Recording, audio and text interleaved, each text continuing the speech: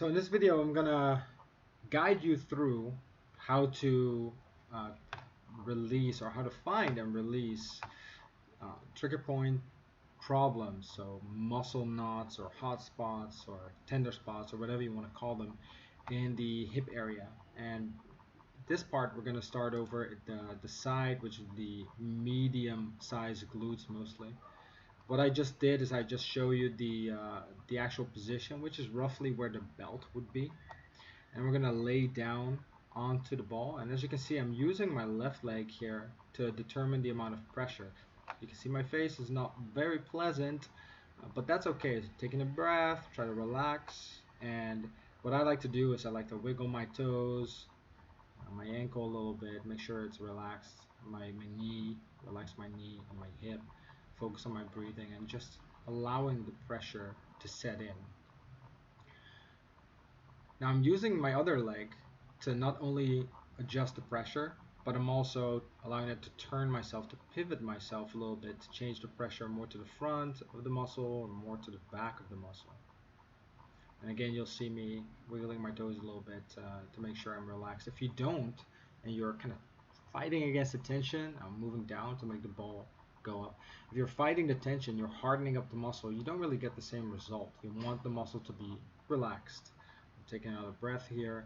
You're just gonna change position, going a little bit up, going a little bit down, because the area is about a fist of surface. So you want to make sure you get both the upper part and the lower part of the muscle, and go ahead and check that for the front side and the back side again by pivoting your hips forward and backward.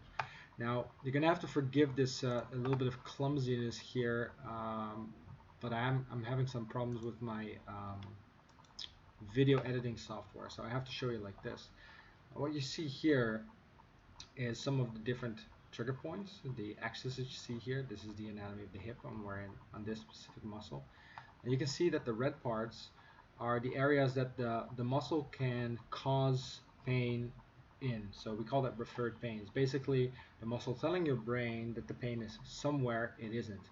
And the good thing is, if you can find those points in the muscle, you can affect or change the pain in those actual areas. And this is for the actual the muscle that I just shown you. But we're also going to take a look at the back muscle, the deeper muscles, the piriformis, which has a great effect on sciatic issues, for example. And we're going to also take a look at the front, which over here you can only see a small part, but actually this muscle can send pain signals all the way down to the lower leg. So sometimes you can feel pain in the leg and you can think there's something going on in the leg, but actually it can be tracked back to this muscle on the front, this hip flexor, the TFL. You'll also find that the opposite can also happen. So sometimes trigger points in the lower back can send pain signals down to the hip. And this, the quadratus lumborum, is actually very important and overlooked muscle. But we're going to get into that in a different video. So let's go back to the actual technique. You'll see that what I'm doing now is I'm changing to that second muscle. So I'm turning over to the back.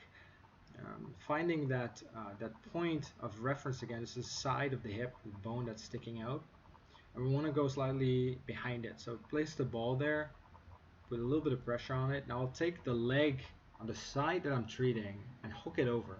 This rotates and opens up the hip and allows us to get a little bit deeper. And I'll do the same thing. I'll turn, bring that hip to the side to kind of explore both the outside part, and this is very painful in my case. The outside part of the hip and the inside part. And I'll also do the same for moving up and moving down. So I'll scoot down, let the ball go up a little bit, and check the area closer to the pelvis. I'm never really going onto the bone, just staying in the soft area, but it's quite a large area, so you're gonna want to explore all sides. And you can also add a little bit of stretching. What I'm doing here is I'm actually stretching the muscle a little bit by pushing the knee away. This should all be quite gentle. It's intense enough as it is. I'll switch to the front. So on the front of the pelvis we have this bone sticking out as well, and it connects to that same bone on the side. We want to be in the middle, so let's say the front pocket area. I'll place the ball right on there. I'll turn over to my side support my head so that the neck can relax. I bring my other knee all the way over. I'll show you on the other side, it's right over there. And bring the other leg up to be able to pivot again and move myself up and down a little bit easier. This is quite intense. When you're on the muscle, you know you're on the muscle.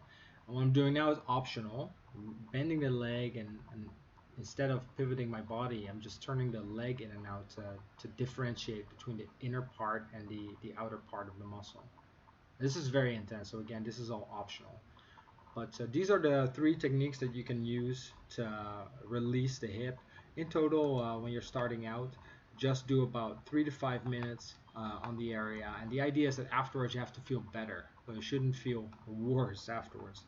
If you have questions about this technique, let me know. And if you want to have something else covered specifically, let me know as well.